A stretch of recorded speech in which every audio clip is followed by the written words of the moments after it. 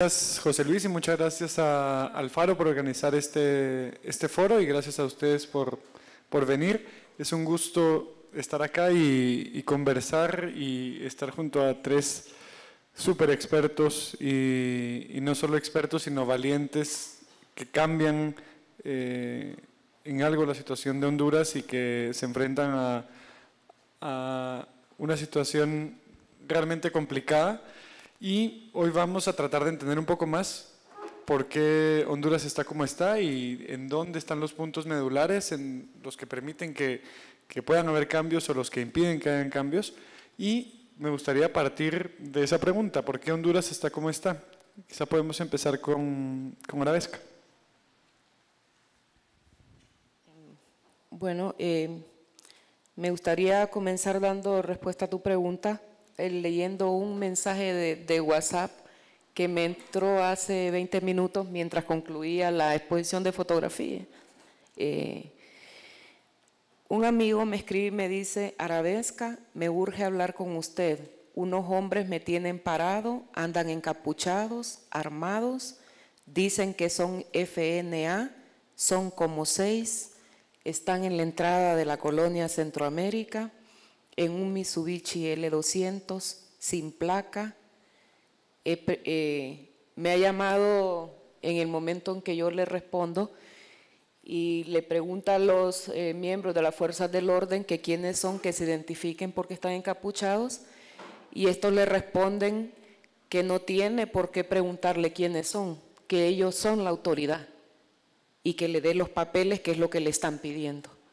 Entonces, hago esta introducción porque para entender lo que ha pasado en Honduras, hay que entender que Honduras viene saliendo de 20 años en donde acumuló alrededor de 1.300.000 delitos en la incidencia delictiva, en donde predominan los delitos de tipo económico, delitos contra la integridad personal, delitos contra la libertad, sobre todo de movilidad.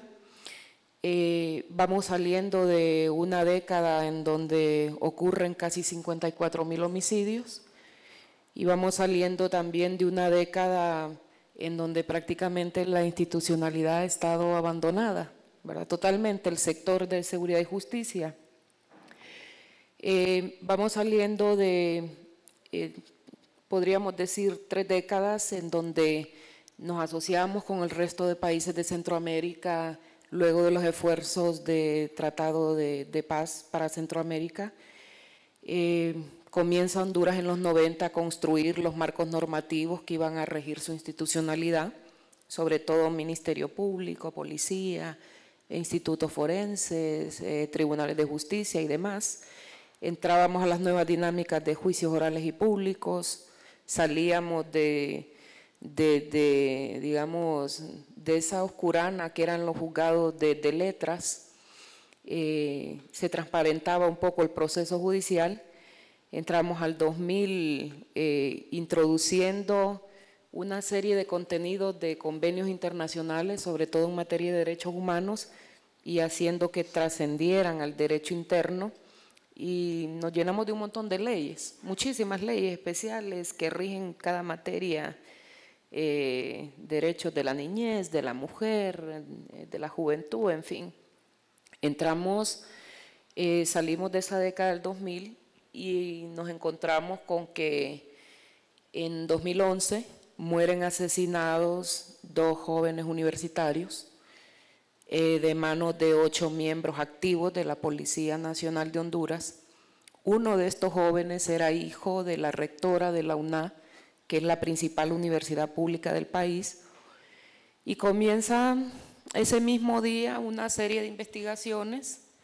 Yo incluso estuve presente en la autopsia de ambos y comenzamos a ver en los patrones lesionológicos el uso de calibres de armas del Estado, que es característico, un cruce de 9 milímetros con 5.56, y desde ahí surgió, desde la misma sala de la autopsia, la sospecha de que ahí habían miembros del Estado involucrados, y en efecto, no habían pasado ni 2 días cuando incluso ya se habían identificado, ¿verdad?, los 4 policías que fueron autores materiales y los otros 4 que también eran cómplices necesarios del hecho. Ese hecho marca un hito histórico en el tema de seguridad del país, porque desde entonces se levanta toda una campaña de incidencia ciudadana liderada en gran parte por la rectora. Surge la alianza de varios actores claves sociales y comienza entonces a plantearse una estrategia de cómo hacer, primero de hacer auditoría social del tema, que estaba abandonada prácticamente. Cuando comenzamos a hablar con los miembros de sociedad civil, los principales líderes, y preguntábamos por qué no han hecho veeduría sobre este tema en toda la década, casi al unísono nos contestaban que es que no sabían mucho del tema de seguridad y que no encontraban por dónde entrarle al tema de la auditoría social. Pero los resultados de los 5 diagnósticos que Honduras ya había recibido en materia de seguridad, lo que decían era que ahí no se requería expertos en seguridad precisamente para hacer veeduría. Lo que se requería eran ciudadanos que estuvieran haciendo una medición de por qué habíamos pasado de una tasa de 34 homicidios por 100.000 habitantes en el 94 a 86,5 en el 2011. O sea, tenía que ver, por ejemplo, con problemas de infraestructura, de recursos, de corrupción institucional, de infiltración, problemas de desatención de demanda social acumulada, tenía que ver con causas estructurales de la violencia, de inequidad, de injusticia, de pobreza, en fin. Entonces, en ese momento comienza todo un movimiento nacional, a veces desde el gobierno, a veces desde la sociedad, a veces desde la academia, desde los mismos organismos internacionales que comienzan a coincidir en el país y de alguna manera comienza a develarse lo que ahí había pasado. Había pasado que el eje de seguridad estaba en total abandono, había pasado que teníamos una presencia del narcotráfico terrible en el país, había pasado que no habían políticas de atención para niñez y juventud, que no se estaba trabajando en el eje de prevención, que estaban las instituciones en un nivel de efectividad de 20%, refiriéndome a la policía, al Ministerio Público y a la Corte. Entonces ahí solamente el 20% de los delitos que estaban ocurriendo en el país se han estado investigando y cuando comienzan a salir esta serie de datos, de estudios, por supuesto que vamos aprendiendo un poco más de la problemática y también se van identificando de a poquito algunas medidas que podrían significar una solución parcial al menos para el problema en el país. Ahora vamos a ir a esto de las medidas.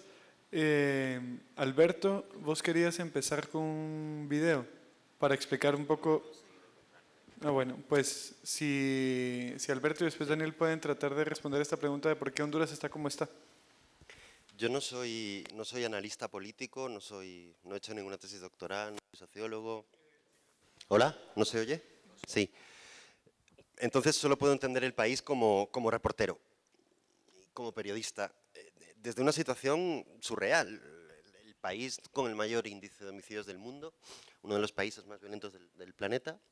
De repente llegó a Tegucigalpa, después del golpe de Estado, cuando por fin se apaga, o sea, cuando se apaga la cobertura noticiosa internacional que pone a Honduras en el mapa, que es la cobertura del golpe de Estado, yo llego a Tegucigalpa, miro a los lados y me doy cuenta de que no hay nadie, de que soy el único extranjero que está contándole Tegucigalpa al mundo. Y lo veo con una cierta responsabilidad porque, primero, yo me entero de que llego a Honduras 3 semanas antes de llegar a Honduras, con lo cual yo no sabía absolutamente nada de Honduras. Y de repente llego a un sitio donde yo llego a Honduras un miércoles, el viernes con un fotógrafo hacemos el primer empotramiento en San Pedro Sula con la policía, una noche de 26 muertos para llegar. Y a mitad de la noche los policías nos dicen, tenemos a un salvatrucha detenido, vengan. Y era la primera vez en mi vida que yo veía un salvatrucha. Voy a ver al salvatrucha y el salvatrucha está llorando de rodillas en medio de una puesta policial, llorando, pidiendo no, yo no he hecho nada, yo no he hecho nada, yo no he hecho nada. Y yo les pregunto a los policías, ¿pero no eran muy malos estos tipos? O sea, ¿no eran como tipos muy duros? Y el policía me dice abiertamente a las 48 horas de llegar a Honduras, es que este jodido sabe que lo vamos a matar. Y si no lo matamos es porque están ustedes los periodistas delante. Ustedes le han salvado la vida, por eso tiene tanto miedo. Eso fue con lo que yo me encontré a las 48 horas de llegar a Honduras y dije, uff, tardé en poder contar esa historia de que los policías matan gente, tardé como 15 meses más o menos. Y fue mi perdición esa historia. Entonces, la cuestión es que Honduras no le importa al mundo. Y el periodismo cae en Honduras desde una cuestión episódica, ridícula, anecdótica, llamativa, sensacionalista. Y os voy a poner un ejemplo. Estoy seguro de que casi todos vosotros, hace 2 semanas, habéis visto un viral que ha salido. A ver, sale una historia de Tegucigalpa que dice que de repente una pandilla le ha obligado a todas las mujeres en un determinado mercado de Tegucigalpa a teñirse el pelo de rubio, y 2 días después aparece una historia que dice que hay un código de ositos de peluche que tienen que poner en los autobuses, en los taxis, como entrada. Si llevan dicen que si llevan el peluche es que pueden entrar a asaltar porque no están pagando la extorsión o algo así. Bueno, esa nota es falsa, o esa nota no está fundamentada absolutamente en nada. Nada que un periodista como yo pueda reportar. Esa nota la publica un diario hondureño que se llama La Tribuna, sin firmar. Sabemos quién la escribe, pero no la firma. Como es muy llamativa, como tiene un titular florido, como los llamo yo, inmediatamente esa nota te la agarra el viral de la BBC, desde Miami por teléfono, como la agarra la BBC, la agarra Fusion, desde donde trabajen por teléfono, te la agarra El País, te la agarra una agencia como France Press, y de repente tienes en toda la prensa mundial una nota hecha. O sea, que da la vuelta al mundo, que se convierte en viral, cuando ninguna de las personas que firman esas notas ha pisado Tegucigalpa. Y eso es lo único que ha salido al mundo de Tegucigalpa en el último mes. Cuando en el último mes los mismos que le dieron el golpe de Estado a Mel Zelaya por su supuesta aspiración reeleccionista han modificado la Constitución del país para reelegirse y nadie lo ha cubierto. Entonces, como periodista internacional, que se ha pasado 2 años y medio en ese país, qué frustración. O sea, yo no he conseguido nada. Como periodistas no hemos conseguido aportarle nada al país. Honduras sigue sin entenderse, Honduras sigue sin contarse, Honduras sigue sin importarle a nadie. Y cuando se le hacen propuestas a los medios para contar Honduras, ni siquiera se te responde. O sea, la respuesta es el desprecio más absoluto. Y el problema es que los que hemos pasado gran parte de, o sea, mucho tiempo en ese país, o sea, Arabesca es hondureña, yo me considero que soy hondureño por todo lo que he vivido ahí. Daniel también tiene una relación bien intensa con Honduras. Solamente podemos decir esto desde el dolor, desde el grito, desde el reclamo. O sea, los hondureños se merecen algo mejor que lo que les está pasando.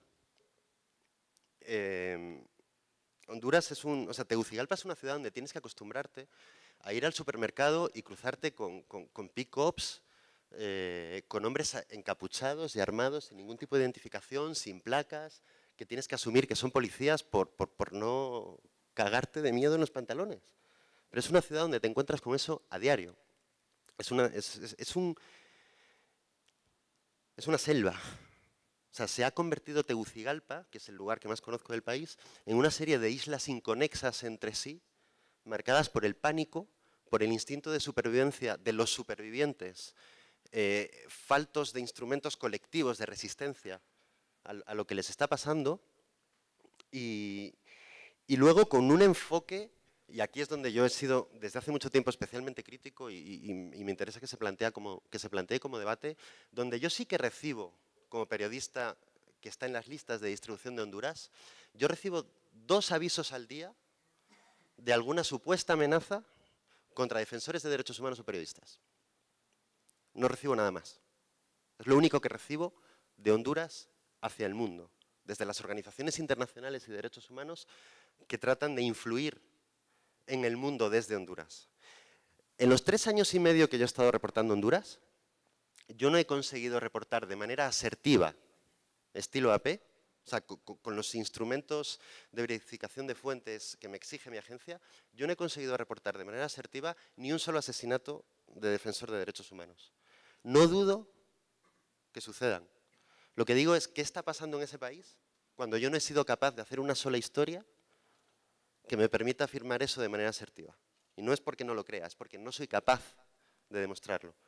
No he sido capaz de demostrar que de esos 36 comunicadores, supuestos comunicadores, asesinados desde que yo llegué a Honduras, yo no he sido capaz de escribir una historia, y os aseguro que un periodista extranjero en Honduras quiere escribir la historia del periodista asesinado, yo no he sido capaz de vincular ni un solo asesinato de manera asertiva al ejercicio de la profesión. Y lo que digo es que no es porque no pase, es porque el país es tan complejo, es tan denso, da tanto miedo, es tan difícil, que yo no he sido capaz. Entonces debería enviarse una división de periodistas extranjeros, ya que en Honduras no existe el periodismo, y ese es otro tema del que deberíamos hablar, que intentasen elevarle el perfil a ese país, y aquí voy a dar un paso adelante como activista, para que determinadas propuestas para tratar de sacar a Honduras del pozo, ¿cómo? Y no quiero que nadie piense que yo defiendo a Salvador Narrala, pero hace 3 días, por primera vez, oigo en los medios que alguien en Honduras propone la creación de una Comisión Internacional contra la Impunidad. Es la primera vez que sale en los medios, es la primera vez que eso se introduce en el debate político de Honduras.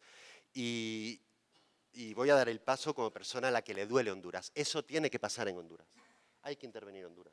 Y para poder intervenir Honduras tiene que haber una presión sobre los actores de decisión política que solamente los periodistas podemos generar y no estamos generando. Yo tengo una teoría, y no sé si estoy loco en esto o no, y es que, habiendo trabajado antes en otro tipo de conflictos y en otro tipo de países en el otro lado del mundo, estamos acostumbrados a utilizar la categoría de Estado fallido que la ciencia política nos da. Utilizamos la categoría de Estado fallido sobre una serie de indicadores. Pretendemos ser científicos y aplicamos una serie de indicadores que tienen que ver con la falta de penetración del Estado en el territorio, la falta de prestación de servicios públicos, el índice de impunidad. Bueno, desde el punto de vista técnico, si nosotros ponemos esos indicadores en un Excel y los comparamos, Honduras es un Estado fallido, desde el punto de vista de los indicadores. Pero hemos decidido, hay una convención no escrita en ningún lugar, que dice que solo son estados fallidos los estados en guerra abierta, y aquí me estoy mojando un poco, estados en guerra abierta, habitualmente musulmanes y del hemisferio oriental, por llamarlo de alguna manera. Somalia, Irak, Afganistán, Sudán. Pero es muy difícil que nos atrevamos a decir que una disque democracia cristiana occidental es un estado fallido. Y como estado fallido requiere de instrumentos propios de un Estado fallido para ser analizado desde el periodismo y desde la cooperación internacional, desde las relaciones internacionales, desde el modo en el que Naciones Unidas, por ejemplo, podría impulsar una comisión contra la impunidad que tratará de ordenar el Estado de Derecho que no existe en Honduras. Y me callo. Gracias. Daniel, Arabesca nos contó un poco del momento en que Honduras se dio cuenta que había tocado fondo con el asesinato de los hijos del hijo de la rectora a manos de policías.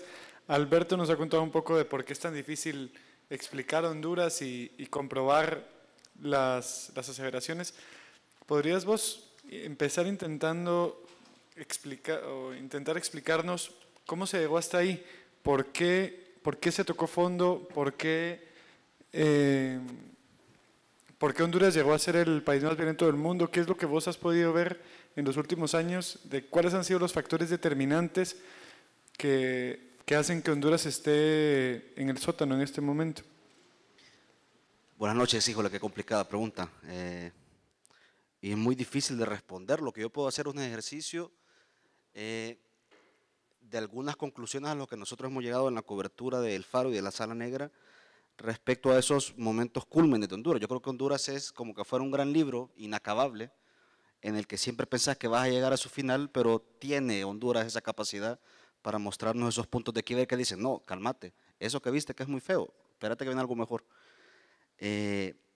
Yo sí creo que, como dice Arabesca, el asesinato del hijo de la rectora y del amigo del hijo de la rectora en el 2011 es uno de esos grandes puntos de quiebre, pero creo que hay uno anterior que habla de cómo Honduras empezó, a mi juicio, a hundirse por completo. ¿No? Es decir, que a estas alturas, en estos años modernos, ocurra que se meten militares a la casa del presidente apoyados por el Poder Judicial y por el Poder Político para sacar al tipo en pijamas hacia otro país, es decir, el golpe de Estado, híjole, eso ya te habla de una concepción de política y de poder y de esa burbuja, como que hubiéramos regresado 35 años atrás, ¿no? A las épocas de las dictaduras militares en Centroamérica, que te hablan de que algo estaba muy mal en Honduras, ¿no? Y que estaba pasando algo muy grave y que estalla con el golpe de Estado contra Mel Zelaya. La primera vez, yo recuerdo en el 2009, yo estoy viajando a Honduras por temporadas, a veces largas, a veces cortas, desde el 2009, justo un mes y medio después del golpe de Estado, curiosamente no para cubrir el golpe de Estado y las reacciones y las consecuencias tras el golpe de Estado, sino porque nos habíamos metido en un proyecto en el que queríamos explicar un poco juventudes y violencia en Centroamérica, y yo tenía como apuesta explicar el tema de los pandilleros retirados, los pesetas en Honduras, porque hasta ese momento, hasta ese contexto, a diferencia de El Salvador y Guatemala, ya sí que había como una persecución sistemática hacia los pesetas, de la pandilla de la que se salieron, salirse de las pandillas para muchos pandilleros significa traición, de la pandilla contraria, de los presos en los centros penitenciarios, llamados paisas o presos civiles, por decirlo de alguna manera. Es decir, eran parias del entramado criminal de Honduras que eran perseguidos de manera sistemática, por no decir de las autoridades del Estado. Ese era el objetivo por el que voy a Honduras, pero yo cuando yo aterrizo en Honduras, por decirlo de alguna manera, fue en un bus pues, cuando yo me bajo del bus, después de 6 horas tortuosas de camino, la fuente que yo tengo, que es un líder de una ONG que trabaja, se llama CPTRT, Centro para la Prevención de la Tortura y no sé qué más, que es un activista, un defensor de los derechos humanos que trabaja mucho con el tema cárceles y centros penitenciarios. Yo me bajo del bus, él me agarra el brazo y me dice, venite, espérate, y mis cosas al hotel, no, tranquilo, déjalas en el carro, venite que vamos a un velorio. Y yo, pues, ¿cómo que un velorio? Es que hace un par de horas acaban de disparar en la cabeza a un maestro que estaba en las marchas de protesta contra el golpe de Estado en la salida a la carretera de Danlí, y quiero que vayas a ver ese velorio, porque ahí están todos los maestros, hay líderes sindicales del gremio maestros, hay líderes de derechos humanos para que te empapes de lo que estamos viviendo ahorita, ¿no? Y bueno, y me voy al velorio y claro, me encuentro con esa escena dantesca de que era un par de millares de maestros llorando al que en ese momento se convertía en uno de los primeros mártires tras el golpe de Estado, al que iba en una protesta. Los policías, se me ve el nombre de los policías, estos que son los más tigres, no son los tigres, tenían otro nombre, los cobras, al que los cobras, que son como la policía antimotines, vaya, super armados, con balas de hule en teoría, en la protesta se le acercaron y le pegaron un balazo en la cabeza. La segunda escena que yo tengo en Honduras es que este activista me saca de ahí y me dice, ahora quiero que hables con uno de los líderes de la resistencia, ya se llamaba Resistencia en ese momento, Resistencia contra el golpe de Estado. En las calles había vendedores que te vendían por 10 lempiras un billete de 1 lempira al que le ponían un sello no al golpe de Estado, ¿no? O sea, era como regresar a El Salvador de una cosa que yo no viví, ¿no? Yo tengo 32 años, para mí la guerra fue la ofensiva de 1989 y estaba en el 2009 en un país en el que, madre, ¿y qué está pasando aquí, no? Me están vendiendo un billete de 1 lempira por 10 lempiras en donde dice no al golpe de Estado, en una efervescencia en las calles terrible. La segunda escena es que me llevan al hospital escuela, luego de todo un aparataje de seguridad tan intrincado como el espionaje mismo, vaya. Me hicieron pasar como 4 o 5 controles de seguridad para certificar que yo era periodista, que era periodista de El Salvador, para que les explicara que iba a hablar con ese líder que estaba en ese hospital, porque lo que pasaba era que tenía que llegar al ejército, llegaron los policías a pegarle un balazo a ese líder sindical que estaba con la pata destrozada, ¿no? Estaba en una cama de uno de los últimos pisos del hospital con la pata enyesada, porque en esa misma manifestación en la que mataron a este profesor, este señor Carlos H. Reyes, un líder sindical de la Catadito en Honduras, había resultado vapuleado por la policía en la misma protesta, ¿no? Y de la vapuleada que le dieron, él cae de un muro como de 5 metros y se quiebra la pata y tiene la cara toda desfigurada, etc. Vaya, ya no me daban ganas de ir a cubrir lo de los pandilleros. Me daban más ganas de cubrir lo que estaba ocurriendo de una sociedad que a la mañana siguiente se había tomado los 4 puntos cardinales que conectan a Tegucigalpa con el resto del país, ¿no? Marchas multitudinarias de jóvenes, maestros, etcétera, sindicalistas, obreros, que paralizaban, se quedaban toda una mañana sin dejar entrar, sin dejar circular el tránsito hacia la ciudad, y con la amenaza latente, o casi que no quiero decir que era provocación, ¿no? Pero casi que se respiraba eso de que ya iba a ocurrir de nuevo a policías y a militares tirándole gas, tirándole balas, etc. Eso creo yo que es uno de los grandes puntos de quiebre de Honduras, ¿no? Y de manera subjetiva, a partir de ese momento, yo le planteo al periódico, necesitamos estar en Honduras, necesitamos contarlo porque ahí está pasando algo demasiado escandaloso, ¿no? 35 años después de las dictaduras militares a un país le ocurre un golpe de Estado y lo que se respira en las calles es casi que como un río de inercias colectivas que hablan de una revolución que Honduras no tuvo, porque Honduras no tuvo lo que tuvo El Salvador, no tuvo lo que tuvo Guatemala, ni lo que tuvo Nicaragua, aunque sí tuvo guerrillas, sí tuvo grupos armados guerrilleros, sí tuvo grupos que intentaban oponerse a los sistemas oligárquicos y a la dictadura militar de esas épocas, pero no logró cuajar esa cosa, ¿no? Y ahí hay muchos historiadores y muchos académicos que plantean la influencia de Estados Unidos, la influencia fuerte de Estados Unidos en ese país para que eso no ocurriera. Pero en las calles eso era lo que se respiraba. Y entonces uno dice, wow, este es Honduras, ¿no? Aquí tiene que estar todo el periodismo. Y para esas épocas ahí estaba todo el periodismo, ahí estaban corresponsales de todas partes contando ese proceso y a ver hasta dónde llegaba ese proceso histórico. Pero se fueron, exacto. 2 años después, bueno, yo sigo entrando a Honduras por el tema de los pandilleros. Sigo encontrando más fuentes pandilleros, más acceso a los centros penitenciarios, y yo con mi rollo pandilleril y con esa necesidad de tratar de entender qué pasaba tras el golpe de Estado de Honduras. Y ocurre que en el 2011, cuando todo parecía estarse calmando, ¿no? En el 2010 Honduras sale de la crisis política tras el golpe de Estado, eligen al nuevo presidente Pepe Lobo.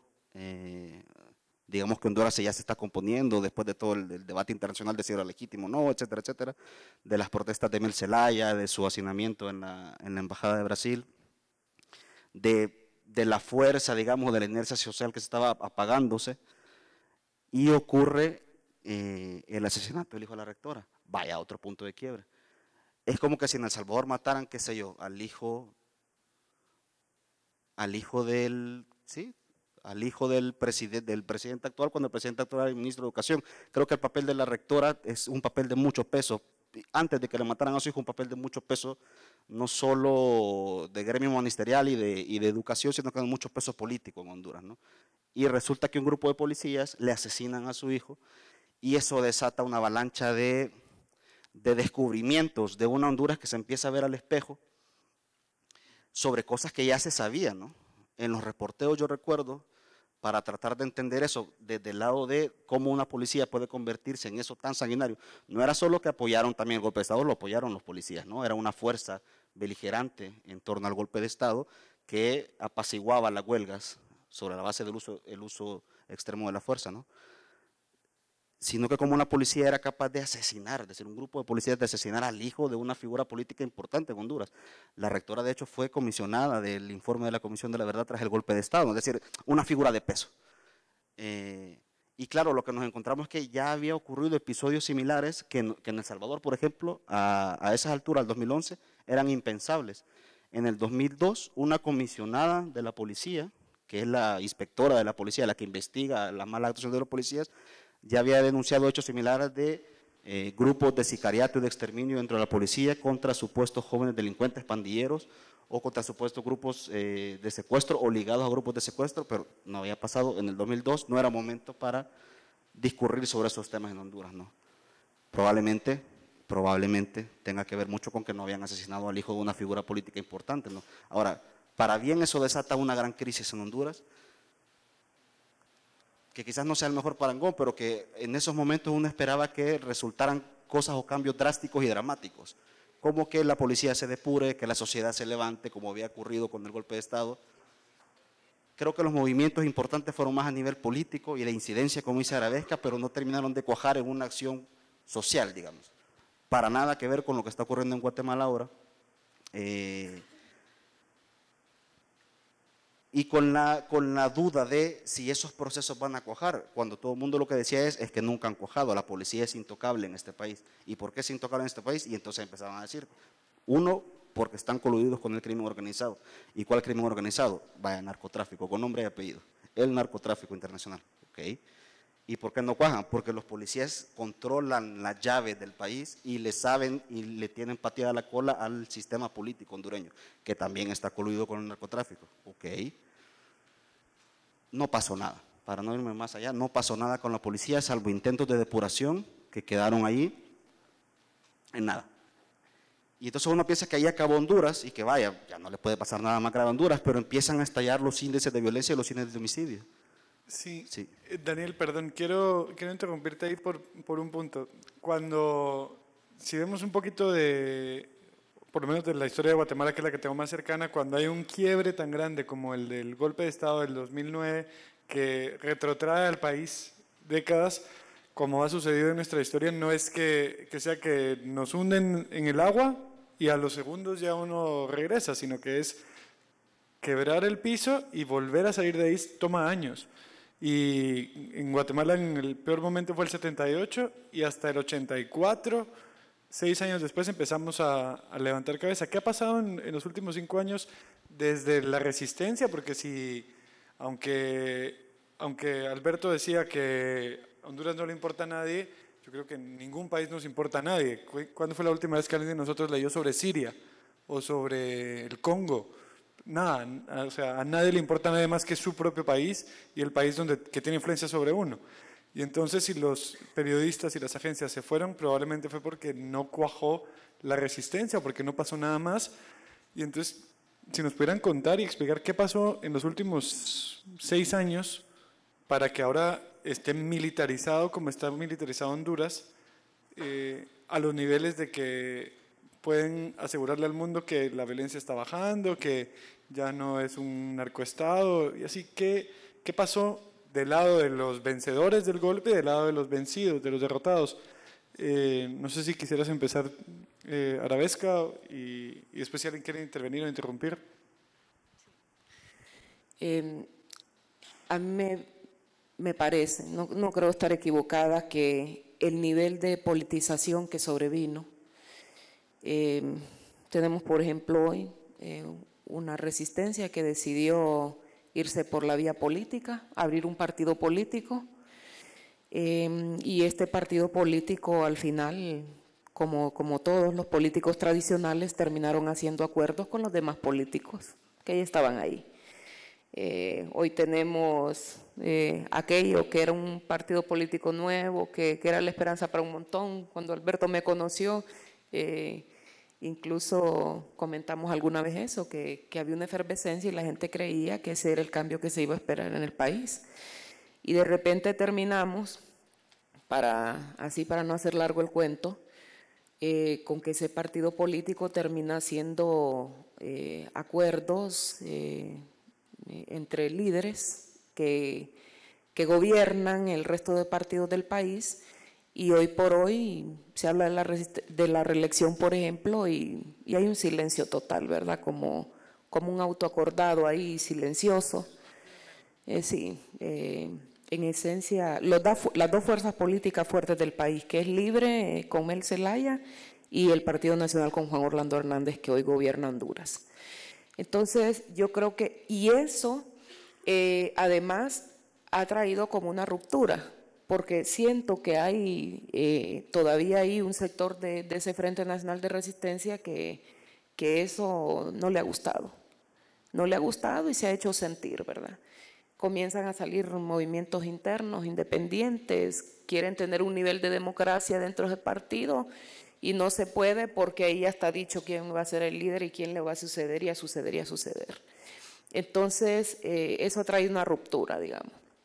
Pero también fragmentó los esfuerzos que se esperaban después de ese golpe de Estado.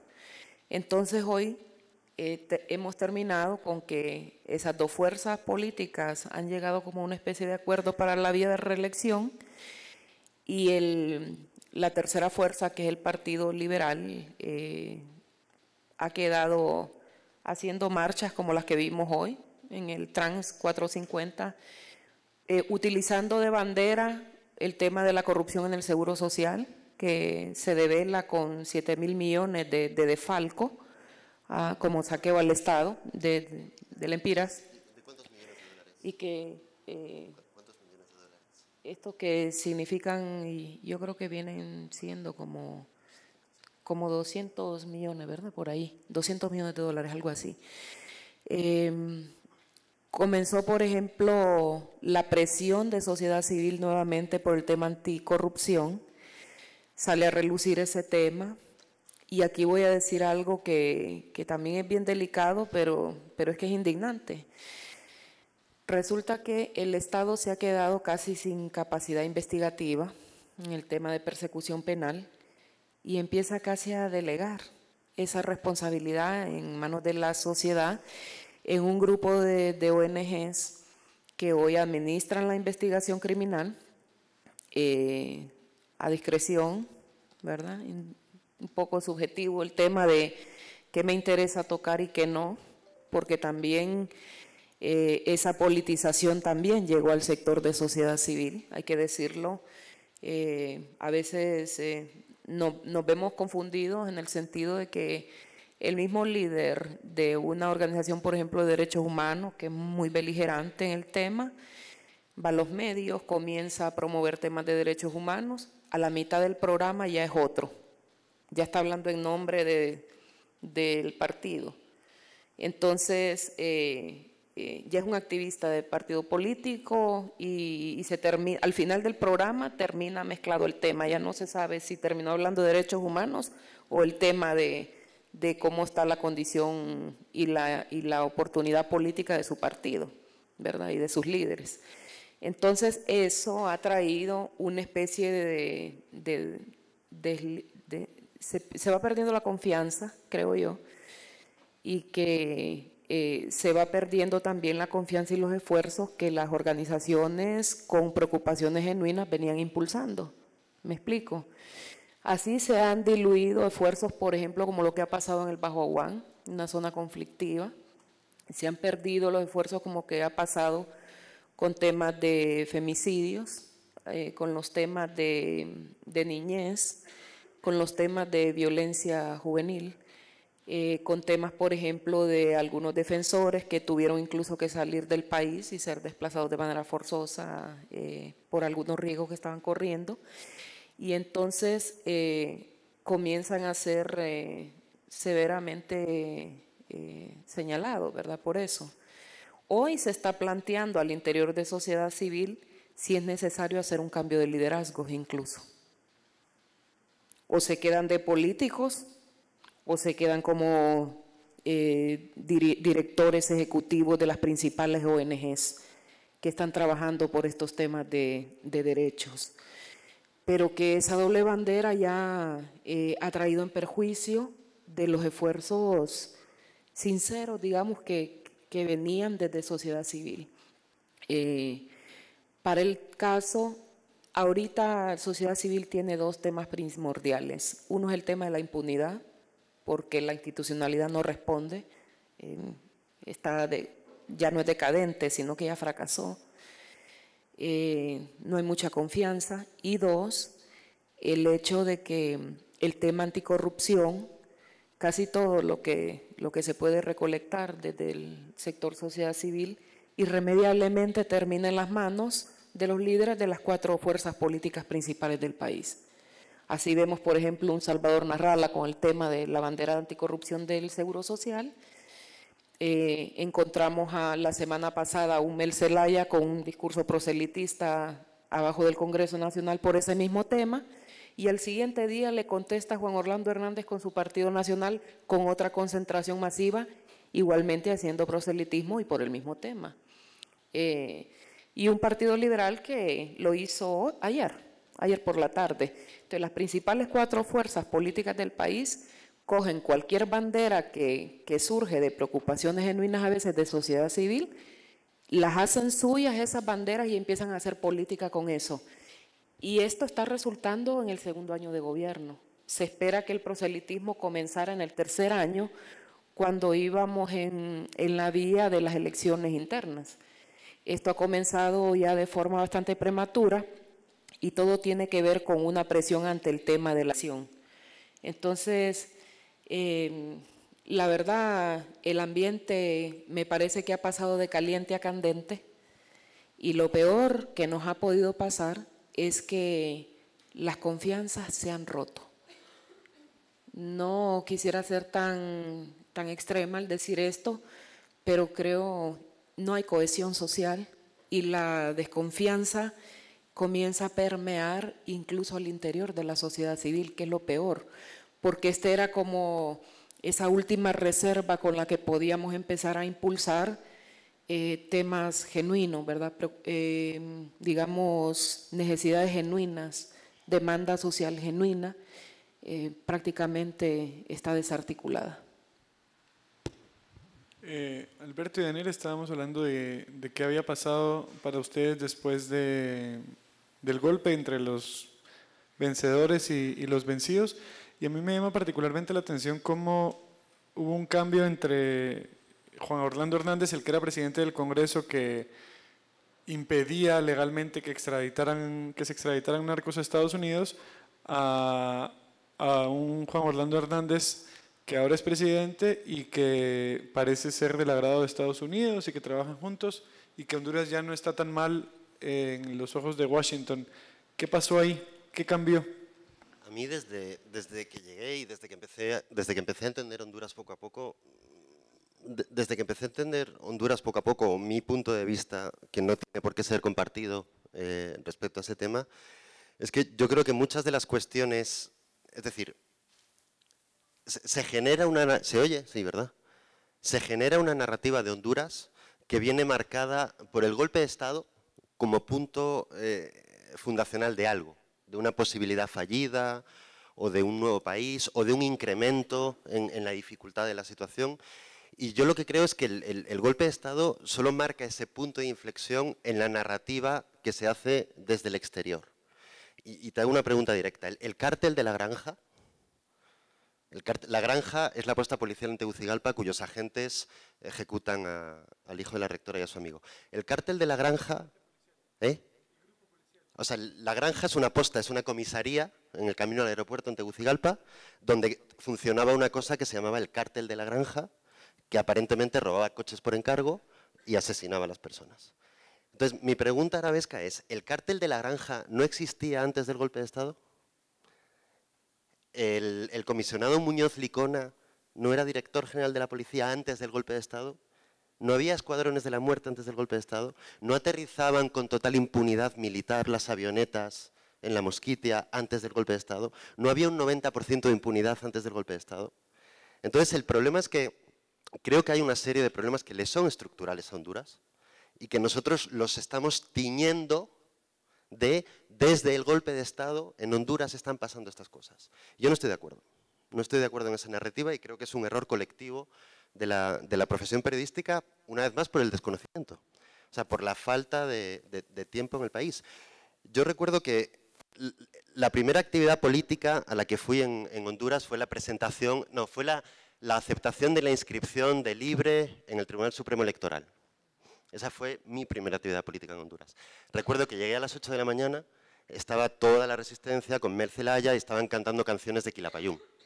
Y yo me sentí como ese español que llega a América Latina después de un golpe de Estado, le ponen Quilapayún, ve a toda la gente con camisetas rojas, a la gente, ¿sabes?, a las mamás que vienen con sus niños de las colonias de arriba diciendo yo estoy aquí porque quiero tener pan para mis hijos, y de repente sube al estrado el principal orador que se llama Edgardo Castro. En aquel momento el principal rival de Libre es Salvador Narrala. El deporte nacional hondureño es llamar maricón a la gente, o sea, llamar culeros a las personas. Entonces, la izquierda refundacional de Honduras inaugura su partido político en su primer acto público después del golpe de Estado diciendo Salvador Narrala no es rival para nosotros porque en este país soltero, maduro, culero seguro y ya saben los culeros lo que les hacemos en este país. Ese es mi primer acercamiento a la resistencia, a la gloriosa resistencia hondureña. Entonces, el problema es que estamos hablando de ideas macro, ¿no? La resistencia al golpe de Estado. Bueno, la resistencia al golpe de Estado, si me la pones en la cara de Edgardo Castro, de José Luis Galdámez, de Esdras Amado López, diputado más votado del país, número 2 de Mel, la resistencia al golpe de Estado es peor, en algunos elementos dirigentes de esa resistencia, es peor que la gente que les da el golpe de Estado. O sea, José Luis Galdámez es el periodista. Yo creo que casi todos habéis visto esta escena. Durante el golpe de Estado, Adolfo Facusé, el empresario golpista por antonomasia, entra en un debate dialéctico con Galdámez, que es el periodista de la Resistencia, y un periodista de HRN, de una emisora, le dice al oído al empresario, le dice, ¿por qué no lo mandas matar? Eso se oye, o sea, eso se hace popular. A partir de ese momento, Galdámez se convierte, medidas precautorias de la Comisión Interamericana de Derechos Humanos, se convierte en el paradigma del periodismo libre, de la resistencia, de la democracia, de la libertad. Galdámez, como toda esa caterva de periodistas, se mete a diputado, y en el momento en el que se mete a diputado tiene una discusión de tráfico con un taxista en Tegucigalpa, saca una pistola y lo mata. Eso tampoco lo contó ningún medio internacional. Entonces el problema es que estamos utilizando categorías de la Guerra Fría para referirnos a Honduras, y todo esto venía cuando la realidad de Honduras es una realidad transversal a lo que tú quieras o no quieras llamar izquierda o derecha. Por ejemplo, cuando yo estaba haciendo la cobertura de las elecciones con Xiomara, en AP me decían el derechista Partido Nacional y el izquierdista Libre. Y entonces yo le decía, mira, hay una cosa que se llaman los cleavage, que son las 5 o 6 líneas de fractura de la ideología política donde tú te sitúas ante un determinado tema en este eje. Bueno, si yo te hago estos 5 cleavage, Libre no es un partido de izquierda. O sea, yo recuerdo una de las reuniones de Xiomara con los grupos de mujeres diciendo que bajo ningún concepto iba a permitir el aborto en Honduras. En ningún caso. Entonces el problema es que utilizando esas narrativas, insistiendo en esa narración fallida, le hacemos flaco favor al país y seguimos sin entender nada de lo que pasa. Y quiero terminar con lo de Estados Unidos. Porque como corresponsal de AP, evidentemente, mi relación fluida es con todo lo que tiene que ver con los Estados Unidos y mi interés es tratar de reportar de qué manera se está gestionando esa relación. Entonces la cuestión es que hay una frase, no sé si la recuerdo bien, en el discurso de aceptación del Nobel de García Márquez, y seguro que hay muchas personas aquí que se acuerdan mejor que yo de esa frase, dice que un problema del continente es que siguen empeñándose en buscarle culpables a sus problemas a 3.000 kilómetros de distancia. Esto es totalmente off the record, pero mi relación intensa, diaria y continua con los diplomáticos de los Estados Unidos en Tegucigalpa es que Honduras es un socio extremadamente incómodo, al que no quieren, al que necesitan por obligación. O sea, a Estados Unidos le importa un pepino lo que pasa en Honduras. Estratégicamente necesitan controlar el flujo de cocaína que utiliza Honduras como puente para llegar a sus fronteras. Pero la democracia hondureña, los derechos de los trabajadores, la estrategia, les importa un pepino. Honduras es un problema para los Estados Unidos. Honduras quiere desembarazarse de esos tipos que no les obedecen, que no hacen nada bien, que violan todos sus acuerdos, que les mienten, que roban. Y te pongo un ejemplo. Honduras en un momento se ve desbordado por el tema de las avionetas y los hondureños dicen, vamos a bajarnos avionetas en vuelo. Y Estados Unidos, con toda la firmeza del mundo, dice, no podéis bajaros avionetas en vuelo, porque tenemos una cosa que se llama la ley LEGI, que si vosotros utilizáis la cooperación que nosotros os estamos dando para violar los derechos humanos, la tenemos que cortar. Entonces, es ilegal bajarse avionetas en vuelo, punto. Os vamos a tener que cortar el radar. El único radar que existía en Honduras era el radar que les daban los norteamericanos. Entonces, Honduras, o sea, hay un proceso que dura meses. Honduras decide proactivamente, Juan Orlando Hernández, decide proactivamente asumir una posición nacionalista en plena campaña electoral frente a los Estados Unidos, dice lo vamos a hacer, se baja en una avioneta en vuelo, recuerdo que entrevisté al embajador en Washington y le pregunté por qué os bajasteis la avioneta y me puso como excusa, me puso que la potencia de la radio del piloto no llegaba a la base para recibir órdenes, entonces tuvo que actuar por su cuenta y que el piloto fue sancionado. Bueno, mentira. Kelly, el jefe del Comando Sur, viene a Tegucigalpa, destituye al jefe de la Fuerza Aérea, obliga a destituir al jefe de la Fuerza Aérea, obliga a destituir al jefe del Estado Mayor en ese momento. Entonces, Estados Unidos está intentando que los hondureños cumplan los acuerdos para poder seguir recibiendo ayuda respecto al único que les interesa, que es el narcotráfico. Honduras rompe el acuerdo por una cuestión nacionalista, se queda sin radar, se convierte nuevamente la Mosquitia en un coladero de avionetas otra vez. Es decir, que Honduras viole la ley, que Juan Orlando Hernández viole la ley, le es muy funcional a alguien, y evidentemente ese alguien son los narcotraficantes. y a posteriori gastan ¿cuántos millones de dólares en comprar el radar israelí? Compran un radar israelí, un país en quiebra, que no tiene dinero, se compra el mejor y más caro radar israelí, pierde su colaboración con los Estados Unidos en esa materia. O, por ejemplo, cuando los sucesos de Aguas, en el año 2012 hay una operación, o sea, en un río de la Mosquitia va una lancha con 20 civiles y hay otra lancha con cocaína por el medio. Y aparecen 2 helicópteros de una operación de los Estados Unidos que se llama Operación Anvil, que es una operación de la DEA conjunta con agentes hondureños. Hay un error y matan a 4 inocentes. Al matar a esos 4 inocentes, y yo estoy en Tegucigalpa, vamos a ver, ¿cómo nos enteramos nosotros en Tegucigalpa de que han muerto 4 misquitos en un río alejado de la Mosquitia, en Aguas, donde no hay ni cobertura telefónica? Porque alguien en Aguas toma la decisión de que nosotros nos enteremos de que agentes de la DEA han disparado y han matado civiles. Entonces, hay una gran movilización internacional, los medios se ponen a trabajar, ahí sí que el New York Times llega en 24 horas, ahí sí que yo llego en 24 horas, ahí sí que nos interesamos por la Mosquitia.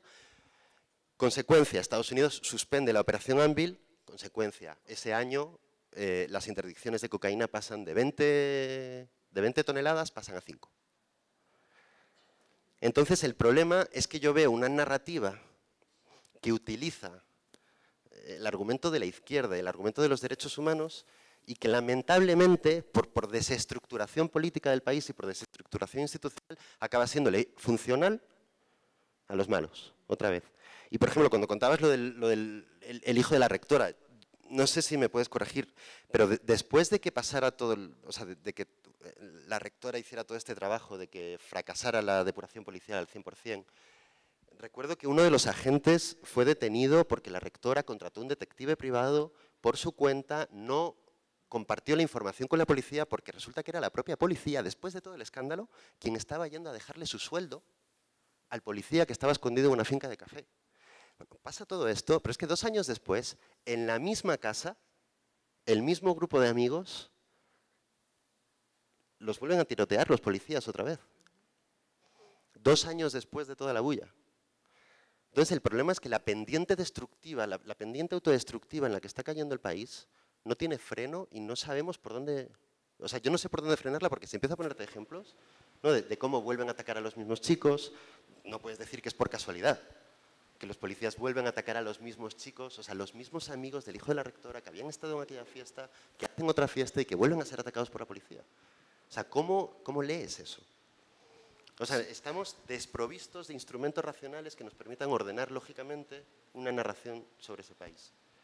Sí, antes de pasarle el micrófono al público para preguntas, solo me gustaría hacer un matiz con lo de Alberto, recordando que aunque los primeros responsables de nuestra realidad y nuestro destino en Centroamérica desde siempre somos los centroamericanos, las élites centroamericanas, los militares centroamericanos, etcétera. El avión que sacó a Celaya en el 2009 salió desde Palmerola y la responsabilidad de que el país esté como está en buena medida también es de Washington, así como Washington apoyaba a los militares en Guatemala en los 80s y después decía, ay, les vamos a poner un embargo porque son socios incómodos. O sea, también hay un doble discurso y también hay gente en el Estado de Estados Unidos que quiere que se respeten los derechos humanos y gente en el Estado de Estados Unidos que quiere que siga el narcotráfico para tener trabajo. Entonces, el problema del narcotráfico beneficia a los narcos y a los antinarcos porque les da trabajo. Pero espera un segundo, Martín. Hay un dato frío que me gusta decir muchas veces. Desde el golpe de Estado, la Unión Europea le ha dado 5 veces más dinero a la estructura de seguridad de Honduras, a la estructura de seguridad asesina, corrupta, narcotraficante. O sea, el programa de apoyo de seguridad de la Unión Europea, la financiación multiplica por 5 la ayuda que le dan los Estados Unidos a la estructura de seguridad hondureña y no he visto ni una sola ONG hondureña denunciando el apoyo de la Unión Europea al golpismo. Pero sí denunciando el apoyo de los Estados Unidos porque sinceramente es el discurso de siempre y no os molestáis en renovarlo. La Unión Europea le da 5 veces más dinero a esos policías asesinos que Estados Unidos. Hoy, a día de hoy. O sea, podemos seguir hablando de la guerra de la contra, de la guerra fría. A día de hoy es así. O sea, es un dato frío. Y Para redondear Perdón, la pero pregunta… Yo sí quisiera hacer un matiz a lo que ha planteado Alberto, porque yo sí creo que no me gustaría que quede la idea que en esta mesa se trató de juntar el tema del golpe de Estado con la crisis de violencia y homicidios que sufre un país permeado por el narcotráfico, con una policía muy corrupta y con una fuerza militar, que creo yo que es un mea culpa de todo el periodismo centroamericano, que tuvo poder en el 2009 con la fuerza con la que provocaron el golpe de Estado, es decir, con la utilización de los militares para provocar el golpe de Estado, y que ahora reaparece de la mano de un presidente que los entrona, ¿no? Los entroniza, dándole a los militares el manejo de la fuerza y de la seguridad pública en Honduras. Yo sí creo que el golpe de Estado permite entender a Honduras sobre la base de que todo lo que pudo haber ocurrido y lo que ocurrió después del golpe de Estado explica los movimientos políticos muy de bajo nivel de un país que termina con un presidente, con un expresidente que intenta entronizarse como ese caudillo que va a liderar una resistencia, que termina convirtiendo en un partido político, como dijo Arabesca, dentro de esa misma resistencia, no muy convencidos con que esa era la vía, porque la lucha era otra, no sé qué, pero eso creo que solo lo explica lo político. Y creo que es importante sobre la base de esto, es decir, si en un país ocurre un golpe de Estado y no pasa nada contra los que provocaron ese golpe de Estado, entre paréntesis de lo que estamos hablando es de impunidad. Es decir, a nivel político, eso sí creo que explica al país y tiene que estar en la narrativa. Un poquito para hacer el matiz con lo que decía Alberto. Y por el otro lado, Honduras es este país violento por todas esas otras causas que no tienen nada que ver con el crimen organizado, perdón, que no tienen nada que ver con el golpe de Estado, pero que sin duda alguna yo sí creo, y meto las manos a fuego, que se potencia sobre la base de que si tienes un nivel de impunidad tan grande que te permite que te saquen a tu presidente y no pasa nada, vamos, que la policía se pela los cocos en Honduras, es decir, la policía hace y deshace en Honduras. Y ahí otro me da culpa del periodismo centroamericano, es decir, los que nos hemos aproximado le apostamos a la policía porque es lo que vemos y lo que más resalta. La mayoría de denuncias, etcétera, etcétera, ¿no? A la milicia no, y lo que vuelvo a repetir, no, yo me he perdido mucho tratando de hablar de la policía en Honduras y nunca he logrado conseguir tratar de hablar de esos militares, los que hicieron el golpe de Estado y los que ahora lideran las fuerzas de seguridad pública en Honduras, ¿no? Cuando pasan muchas cosas de parte de esos policías, ¿no? Cuando ahora son ellos los que por arte de magia, porque, a ver, tampoco es otro mea culpa porque no lo hemos terminado de reportear, cómo es que Honduras de la noche a la mañana va a bajar sus estadísticas violentas, ¿no? Que a lo mejor Arabesca puede explicarnos un poco más, cómo es que de la noche a la mañana, con el control de la seguridad pública de parte de los militares, Honduras dice, no, ya no somos el más violento del mundo, miren cómo hemos descendido los homicidios en picada. Tal vez podemos cerrar con eso antes de pasar al público, como un país de la noche a la mañana sin bajar la impunidad, sin hacer programas sociales, sin hacer nada, por arte de magia, bajan las estadísticas de violencia. Y después de que termines la palabra, yo no sé si hacemos un par de rondas, si alguien quiere por papeles, como ustedes prefieran. Ok, entonces, Arabesca, te escuchamos sobre la prestidigitación, sobre el truco de magia que hizo el presidente. Sí, de hecho, yo traje esas estadísticas por si quisieran estarlas pasando ahí en la cortina, en la pantalla está bien. Nosotros pasamos, cuando yo quería dar respuesta de ¿en dónde está Honduras? Digo, a nivel de esas estadísticas, sumamos más de 73,000 muertes violentas que entran en categorías de homicidio, tránsito, suicidio, accidentales y las no determinadas, ¿verdad? Comenzamos a ver, por ejemplo, que en el 2011 se reporta el primer punto de reducción en la tasa. No, todavía estaba el presidente Lobo Sosa, del mismo partido que hoy gobierna el país. Pero lo que sí recuerdo es que justamente en ese año, 2011, como se dio la muerte de los universitarios, hay una ruptura entre la universidad y la Secretaría de Seguridad y el Ministerio Público, que eran las fuentes oficiales de los datos, porque cada vez que la rectora hacía un llamado a que depuraran la policía, irremediablemente utilizaba como base del discurso los datos del Observatorio de la Violencia que habíamos fundado desde el 2004 con Naciones Unidas y que le daba sostenibilidad a la UNA. Entonces, para entonces ya habíamos reportado de 2004 a 2010, ya teníamos varios boletines anuales y era el dato de referencia obligado. En cada discurso que ella hacía, referenciaba el observatorio. Entonces el observatorio creo yo que empezó a ser visto como una herramienta política, de alguna manera, o por lo menos así se dejó ver. Y la Secretaría de Seguridad tuvo como respuesta el cierre al acceso a la información. 2012 no hubo, y ahí de primera mano se los digo porque yo todavía estaba allí, no hubo acceso a la información y comenzó un gran pleito entre el ministro de Seguridad del momento, Arturo Corrales, y la rectora por ese tema de acceso a la información. No se validó un solo dato. Hasta septiembre del 2012, ya casi el gobierno viene de salida con un informe anual y no me pregunten la razón porque de verdad que no tengo la respuesta. No sé por qué técnicamente la universidad decidió avalar. En la última vuelta final del año, avalar el informe anual sin todavía haber terminado esa validación de caso a caso, que era como se venía haciendo. Para el 2000, ahí encontramos la primera reducción de 85,5 a 79. Quizá ahí en las láminas pueden estarlo viendo, mientras tanto, venlos pasando, sí. Ahí comienzan a ver una reducción tremenda de 79 a 68 el año pasado. Ahí pueden ver dónde baja la curva en los últimos 3 años. Entonces vamos de 86,5 a 68 el año pasado, ya estamos hablando de 18,5 puntos de reducción en la tasa de homicidios por 100.000 habitantes. Algunos, yo por ejemplo que lo quiero ver con un punto de vista más objetivo, sé que al país nunca entró tanta plata como estos últimos años. Subieron los presupuestos nacionales en materia de defensa y seguridad, subió la cooperación internacional con los organismos internacionales, se estableció un impuesto tributario de tasa de seguridad en donde todos por cada transacción bancaria terminamos pagando a ese fondo, que ya acumuló 5.800 millones de lempiras. Entonces, esto lo vas a dividir siempre entre 20, así como 300 millones. ¿Qué sucede? Que con toda esa plata algo tuvo que haber sucedido.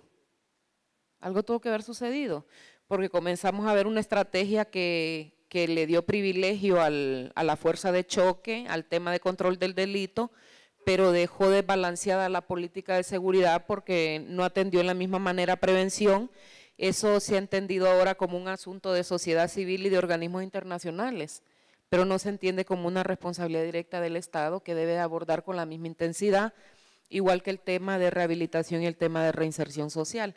Entonces, te das cuenta ahí, en esas láminas, que esa reducción, fíjense que esa ola que ustedes ven, la de arriba, por ejemplo, la incidencia delictiva de los últimos 20 años, la de abajo el tema homicida, se empieza a replicar en cada fenómeno individualizado que querés estudiar. Lo vas a encontrar, por ejemplo, en tema de muerte de mujeres, lo vas a encontrar en temas de extorsiones, lo vas a encontrar en tema de delito económico. La misma gráfica parece que estuvieras leyendo independientemente del tema que estudias. Entonces, el observatorio presentó una denuncia pública en octubre del 2014, en donde su directora decía que ponía la queja que había un cierre al acceso a la información y que por eso no se habían sacado los boletines anuales. El boletín anual de 2014 salió hasta hace como 1 mes y medio, 2, precisamente por eso, porque no había ese fluido de información como antes hubo. La policía, por su parte, decidió abrir su propio sitio web, que se llama www.cepol, y en Cepol la policía reduce el análisis excluyendo unas variables que sí eran importantes para la sociedad civil. Hoy, si quieres saber de todos esos homicidios, la diferenciación de grupos etarios, por ejemplo, georreferenciado ya no lo puede saber, porque ese es el dato que está así puesto en el sitio público y punto, y es lo que hay. Y si te da por pedir algo más, hay una ley ahora de secretividad con limitantes al Instituto de Acceso a la Información Pública que nunca responde las notas. Esa es una queja constante allá. Entonces, la universidad insistió, la propia rectora en un programa de mucha audiencia televisiva allá, y defendió esa cifra, y todos hemos tenido que sentirnos como confrontados entre, yo confío en Julieta Castellanos porque esta mujer ha trabajado, ha sido una científica de primera, ha sido una mujer que hoy por hoy maneja quizá la única institución del Estado que al menos está rendiendo cuentas en la gestión y demás, y sus presupuestos y todo, y que se está uniendo a temas de prevención y demás. Pero por el otro lado decirse, no me gusta esta forma como se avaló este dato, porque después de esta denuncia de cierre al acceso de información, te queda ahí la sombra de la duda, ¿verdad? Entonces, sé que represento a mucha gente que trabaja en organizaciones allá al decir esto, porque lo hemos comentado en varios espacios, en varios foros, y sigue siendo el dato de referencia obligado porque es el que mejor te analiza el tema de violencia y hace diferenciaciones. Se sigue yendo nuevamente a los boletines del observatorio porque la universidad es la que mejor ha estado trabajando el tema, pero ese 18,5 puntos en reducción, honestamente ya no se afirma el dato con la confianza con que antes se hacía, ¿verdad? Todo comenzó por esa denuncia de cierre de información, por esa constante utilización del observatorio en discursos confrontativos, por esa constante, hasta el mismo presidente Juan Orlando en noviembre del año pasado, cuando presenta los resultados de la Secretaría de Seguridad, sorpresa para todo el mundo en ese foro, es que el presidente terminó utilizando 7 veces, creo que mencionó el nombre de la directora del observatorio en una especie de partner, lo que hemos hecho, lo que logramos, lo que redujimos, y la misma cooperación internacional, yo que estaba más pendiente de lo que sucedía en las dinámicas del espacio que en lo que se estaba presentando ahí, que ya era conocido. Cuando el presidente deja de hablar, sigue el turno de la directora del observatorio, toda la comunidad internacional se retiró y se retira parte de la sociedad civil que andaba, y los medios fueron detrás de esa cooperación y de la sociedad civil porque querían tener una idea balanceada. Para el discurso oficial ya estaban teniendo ya el discurso del presidente, del ministro de Seguridad saliente. Entonces querían tener una idea balanceada de qué había pasado ahí, qué pasó. No habían visto esto desde Cali, desde Antanas Mocus en Colombia, ¿verdad? ¿Y qué pasó aquí? ¿Cómo llegaron a esa reducción? Y la cuestión es que todos ¿Dónde están Antanas hondureños? Sí, la cuestión es que todos nos quedamos con el mismo impacto, ¿verdad? ¿Y realmente qué pasó aquí? Si nosotros nos ha desbordado una realidad que se desprende a partir de los medios, para serte honesta. Si yo quiero, por ejemplo, monitorear ese tema, fuente obligada del observatorio de la UNA, pero tengo que entrar también por fuerza a hacer monitoreo de medios, la información cualitativa que no está en las fuentes oficiales, ir a la fuente oficial y hacer una especie de triangulación para tener una idea más objetiva de lo que ha pasado ahí. La cuestión es que yo lamento mucho porque siento que las mismas organizaciones que antes iban a validar al observatorio, hoy en discursos públicos dicen que tienen en tela de juicio el dato. Ha pasado, por ejemplo, con el movimiento de mujeres, con el movimiento feminista, lanzaron su boletín y encontraron 47 muertes de mujeres que no estaban en la base de datos oficial. Y lanzaron un boletín probándole y diciéndole a la Secretaría de Seguridad: miren, encontramos estos 47 casos por el monitoreo que nosotros hacemos anualmente y ustedes han obviado esas 47 muertes y no sabemos cuántas más. Entonces, creo yo que han salido detalles así que desgraciadamente terminaron poniendo en duda el dato, y la verdad que a mí me duele mucho decir esto porque soy parte del equipo fundador del observatorio desde el 2004 y tuvimos que pasar una serie de cosas para poder levantar ese esfuerzo, que es un espacio de participación ciudadana realmente y que sí fortalece gobernabilidad, pero esa brecha que se vivió en esos últimos 2 años ha dejado esa sombra ahí como de duda. Gracias. Pues vamos a pasar a preguntas del público. Todavía hay un par de temas que nos interesa tocar: la posibilidad de una comisión internacional contra la impunidad en Honduras, este nuevo grupo de poder alrededor del presidente, extradiciones de narcos, pero quizás hacemos una ronda de varias preguntas por si algunos temas coinciden y después hacemos una ronda de respuestas. Entonces, si puede levantar la mano quien haya de suéter blanco, ¿alguien más? Aquí de azul.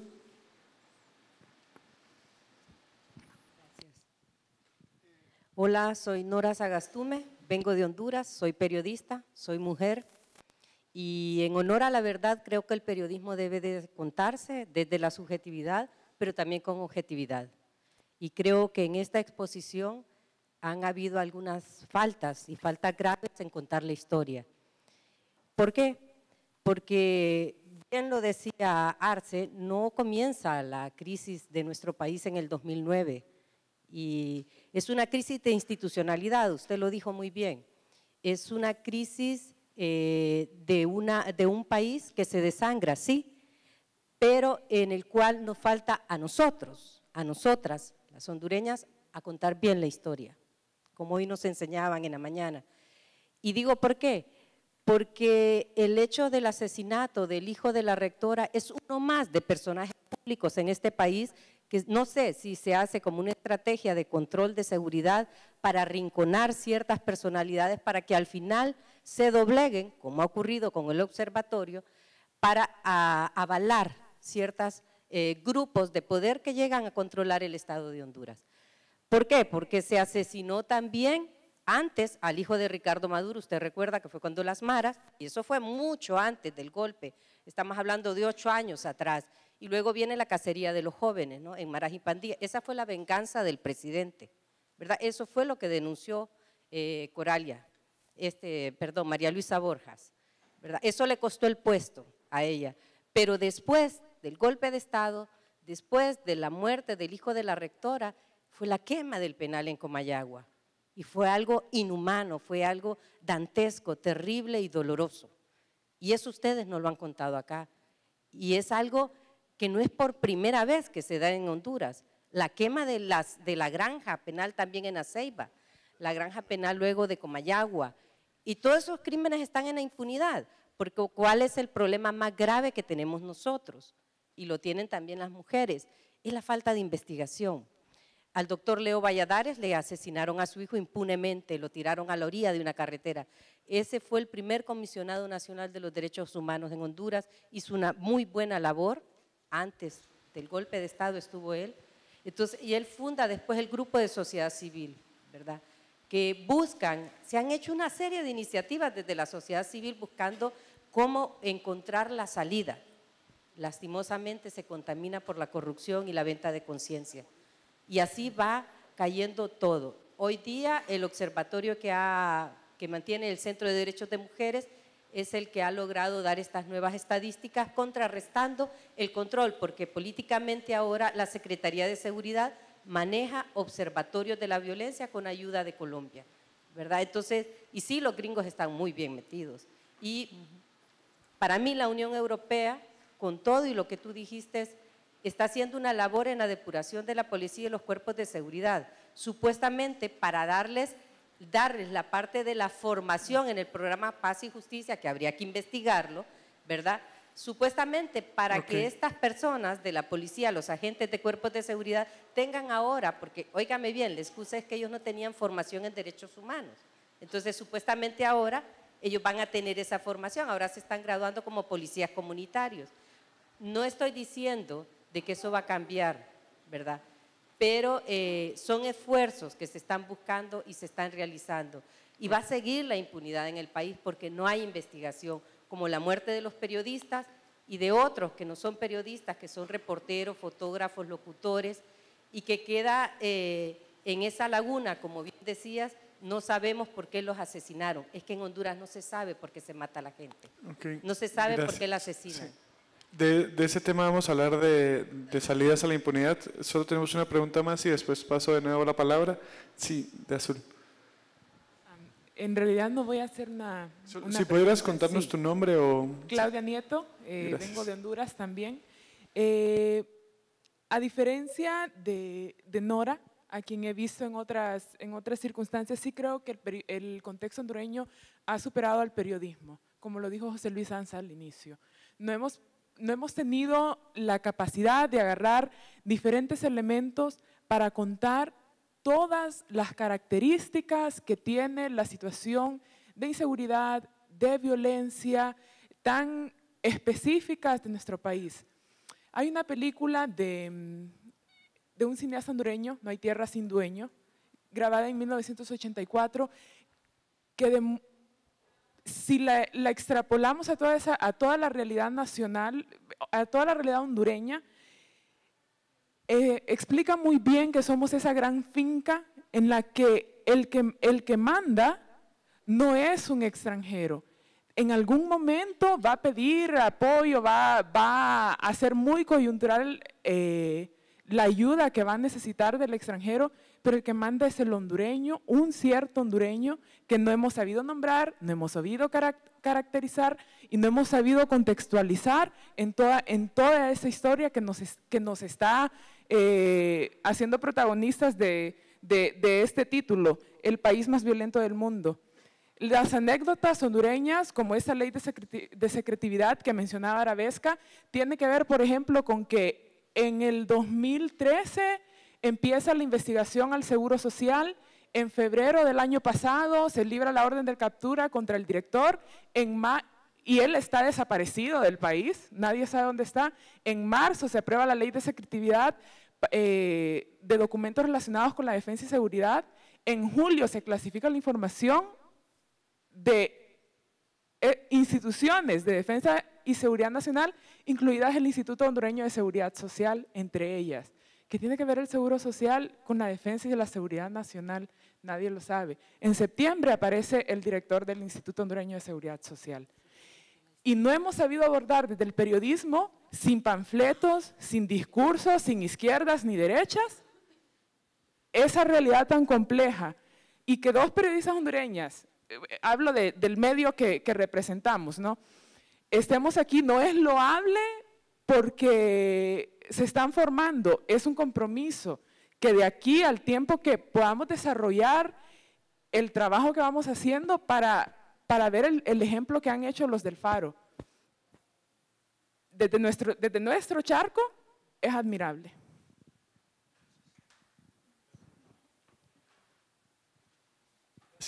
Gracias. Tenemos una última pregunta en esta ronda. Entonces les devuelvo la palabra a los tres. Quizás empezamos con Daniel. Si quisieran reaccionar y también incluir lo de salidas y cómo ven esto de una comisión internacional, que en Guatemala recordemos que fue un invento de la sociedad civil. Es la primera vez en la historia que se construye un ente así y como pueden ver en los últimos años y sobre todo el último mes ha sido exitosísima. Sí, de nuevo, yo creo que no, quizás que por el tiempo no, las ideas no quedan muy claras, pero yo sí creo que esta mesa no tiene que quedar con la idea de que lo que se está contando o lo que hemos querido contar sobre Honduras parte sobre la base de que Honduras se arruinó con el golpe de Estado, que ya venía arruinado. Empezamos a dar algunos ejemplos con el tema de la inspectora María Luisa Borjas.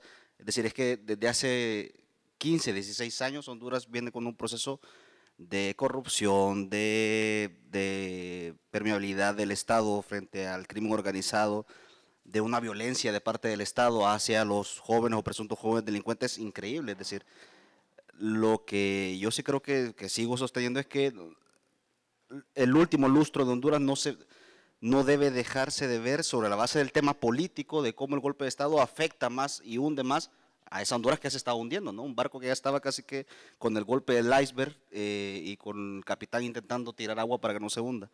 Y por el otro lado, lo del hijo de la rectora cambia porque hace por primera vez que la sociedad se vea en el espejo y que vea a su policía. Solo en esa arista hizo cambiar un poco la sociedad hondureña, porque fuera de eso siguieron ocurriendo muchas cosas. Yo por eso decía en mi primera participación es que Honduras es como un gran libro de nunca acabar, en el que siempre, cuando vos crees que ya va a acabar, viene un nuevo punto de quiebre, ¿no? Porque después del asesinato del hijo de la rectora, si no me equivoco, el 2012 fue Comayagua, sí.